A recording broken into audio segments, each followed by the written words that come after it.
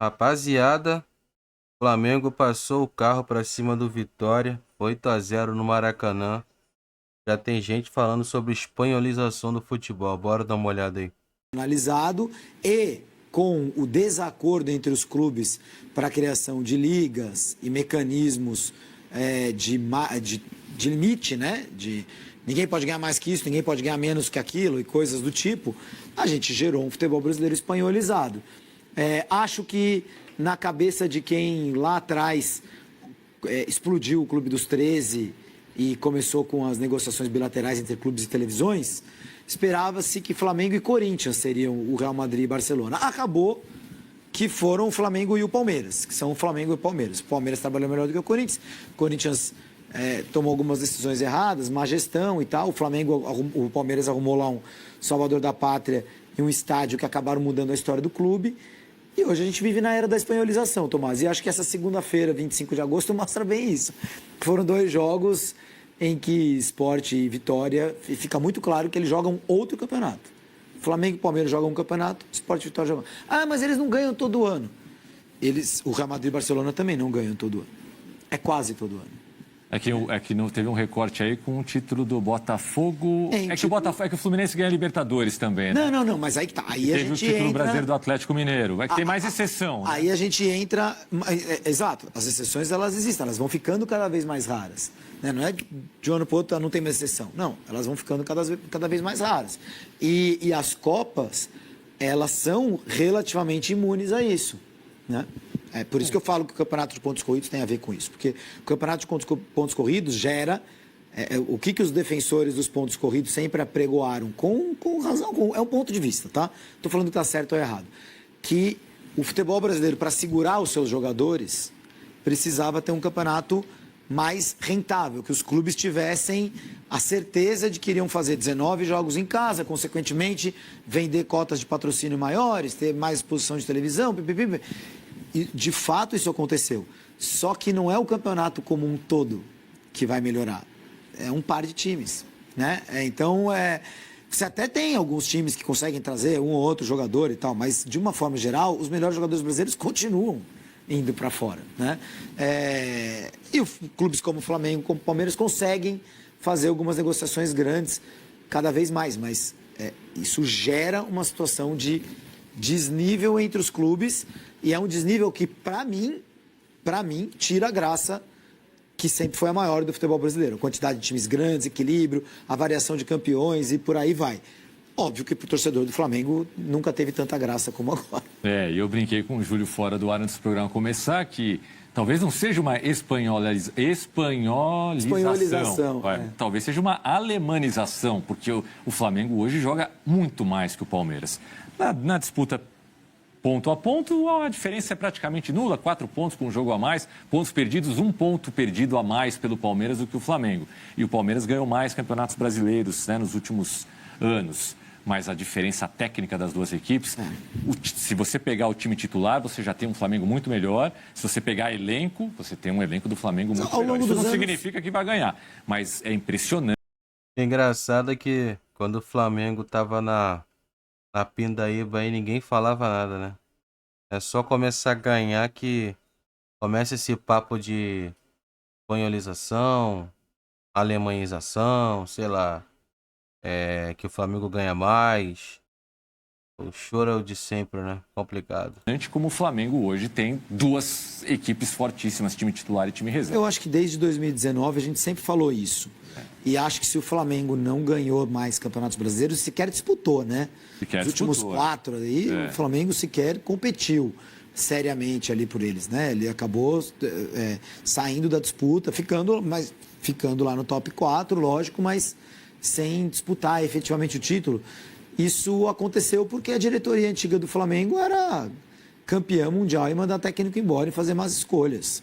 As dúvidas que ele tinha e toda a live aqui pós-jogo do Flamengo era a mesma coisa. Falava assim, pô, mas olha que o time joga bem, assim, ganha, é consistente, não toma gol, mas não é um futebol que flui, né? Não é um espetáculo, as chances de gol não aparecem o tempo inteiro e tal.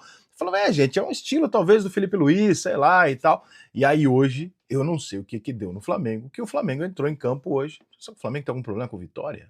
Não tô sabendo dessa. Tem alguma coisa pessoal ali. O Flamengo entrou em campo babando com a faca entre os dentes. E em 3, 4 minutos estava 2-0 pro Flamengo, mas não foi 3-0 assim, nada. O Flamengo achou 2 gols. Não, não. Foi gol com espetáculo. Gol de pé em pé, jogada trabalhada. Espetáculo.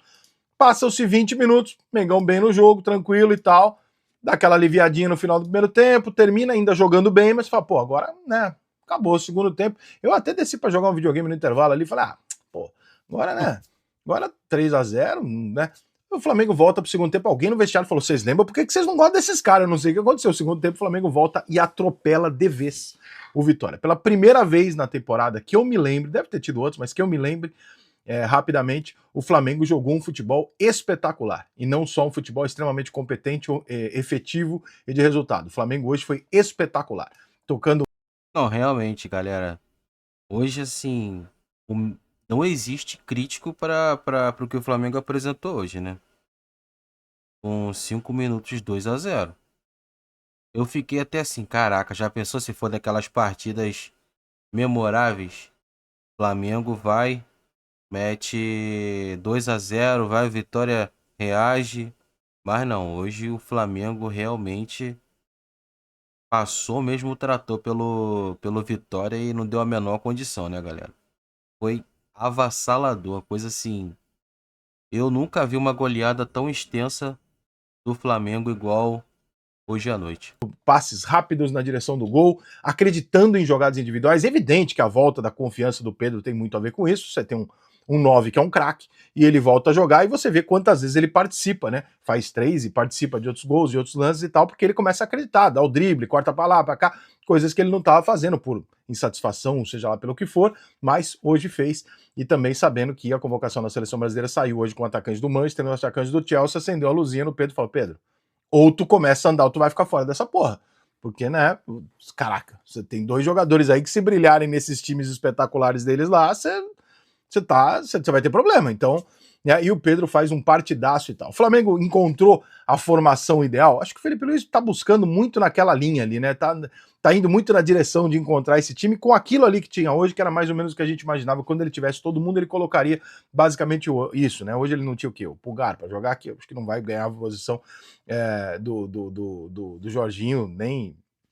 O Jorginho é um passe de qualidade, não é nem um gênio, nem nada, mas é um passe diferenciado pra cacete, muito bom jogador, obviamente, jogador de seleção da Itália, não tem nem porque imaginar que o Jorginho não seria um jogador fora da curva depois da carreira dele, jogando em todos os lugares que ele jogou. Mas, nesse time do Flamengo de hoje, com a Arrascaeta, o Lino pela esquerda, o Pedro lá na frente, o único jogador que eu tenho alguma dúvida, e legenda para retardado, alguma dúvida não é rica, você acha o Plata ruim, não é isso, eu acho o Plata muito bom. Eu tenho alguma dúvida se eu não prefiro o Luiz Araújo do que o Plata. Por quê? O Plata tem a força física, todas as questões que ajudam muito, movimentação e tal. Eu acho que o Luiz Araújo tem algumas coisinhas na cartola que o Plata não tem. Então, naquele jogo difícil, aquele talento, aquele individualismo, aquela bola batida no gol, aquele golzinho de FIFA, né? Você aperta aqui atrás... O Luiz Araújo sabe bater, o Luiz Araújo é um pouquinho mais driblador e tal. Eu gosto um pouquinho mais do Luiz Araújo. Mas ali também é trocar 7 por 7,25, não é grande coisa. É a única coisa que eu acho que eu trocaria se eu tivesse que escolher os melhores 11 do Flamengo para jogar uma partida decisiva hoje do que esses que o Felipe Luiz colocou em campo hoje. Esse do Flamengo. Saúl, Jorginho, pelo amor. Acho que a gente vai demorar para ver algum time jogar nesse nível de novo, talvez até o próprio Flamengo. Hoje é aquela atuação que você para, olha, aplaude. Quem gosta de futebol adora, quem não gosta do Flamengo sofre. Tem um cara aqui nessa mesa que ele tá falando já há algum tempo, ele lembrou hoje na redação de novo, falou, tô avisando, quando chegar setembro, esse Flamengo com as peças se encaixando, com o ritmo de jogo, com esses caras chegando, setembro, mas nem chegou setembro, hein, Calçade? Também agosto ainda, hein? E a coisa já tá virando, hein? Ah, mas tá no finalzinho, você também, que é o dia 7. Você antecipou, rapaz. Boa noite. Ó. Cara, porque você tem umas coisas no futebol que elas são óbvias. O dia que o Samuel Lino estreou para hoje, e foi aqui recentemente, ele evoluiu. Evoluiu o Saúl, o Jorginho já vem há algum tempo. Então você tem um novo Flamengo, por exemplo, um meio de campo que tem. Olha esse meio de campo. Jorginho, Saúl e Arrascaeta. É de uma qualidade absurda, mas é preciso um mínimo de entendimento, né, entre eles. E isso ocorre com o tempo.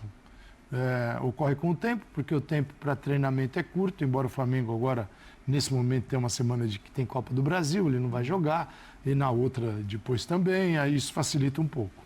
Aí vem data FIFA, aí um monte de gente sai, fica difícil para evoluir como equipe, o conjunto, mas nitidamente ele está em evolução, né?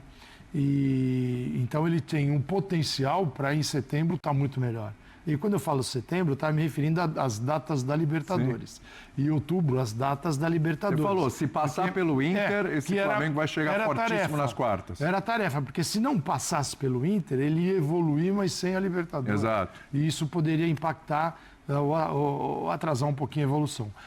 Então ele tem um elenco maravilhoso. Por exemplo, o Samuel Lino fez 2 gols, né? Isso. Passe para 3, jogou 63 minutos. E ganhou uma nota absurda. É um cara que ganha um 10 no jogo como hoje. 63 minutos. Cada 12 minutos, se fosse 60 minutos, ele teria participado de um gol diretamente. O Luiz Araújo entrou no segundo tempo, né? E ele jogou muito bem. O Arrascaeta jogou muito bem.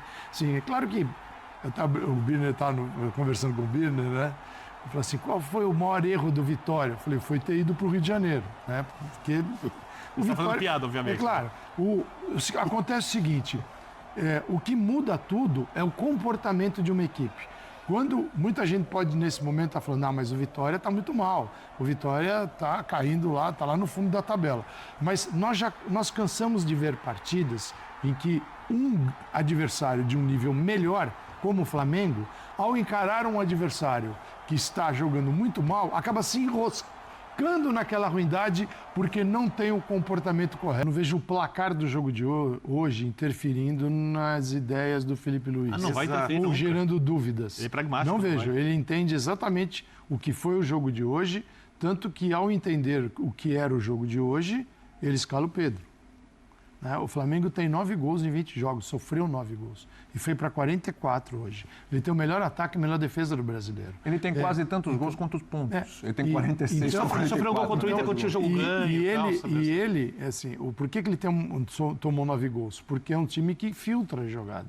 Ele filtra a bola, ele não deixa a bola lá para cima dele o tempo todo. Não é um time que, ao não marcar a saída de bola de um adversário qualificado, essa bola vai parar dentro da sua área. Então é por isso que ele exige, e ele está corretíssimo, a pressão imediata na saída de bola do adversário. Porque se você tem um adversário, e não é o caso do Vitória, que constrói bem, sai muito bem na construção, você precisa de um time que pressione muito melhor. Não é o caso do Vitória. Então, hoje ele sabia que o jogo ia se dar em metade do campo. E isso não diminui o placar que ele construiu. Rapaziada, mas é isso aí. Hoje, sem reclamações, sem massagem, verdadeiro luxo. Até o Eric Faria falou que hoje não foi pago o ingresso, né? Foi pago o cover artístico, porque o Rossi, principalmente o Rossi, pagou não, né? Recebe pra estar vendo o jogo dentro de campo. Foi um absurdo. Mas é isso aí, rapaziada. Não vou nem estender muito, não. O time foi perfeito. Mas o Vitória tá na zona do rebaixamento. Eu acho que isso aí é meio relativo, porque pode até se tirar a partida contra o Santos também como lição, né? O Flamengo perdeu do Santos de 1-0. Então, eu acho que o Flamengo tem que fazer a parte dele mesmo, tá certo? Se pintar oportunidade para fazer 8 gols, faz 8 gols. Tem elenco para isso. Tem condições, reúne muitas características para isso, então nada mais justo, né? Eu esperava assim 3-0, um 4-0, acho que 8-0, nem o mais crítico dos flamenguistas esperavam, né? Mas é isso aí, rapaziada, espero que vocês tenham curtido o vídeo, fechou? Comenta aí o que vocês acharam. E é isso. É nóis, tamo junto. Foi que foi. Um abraço.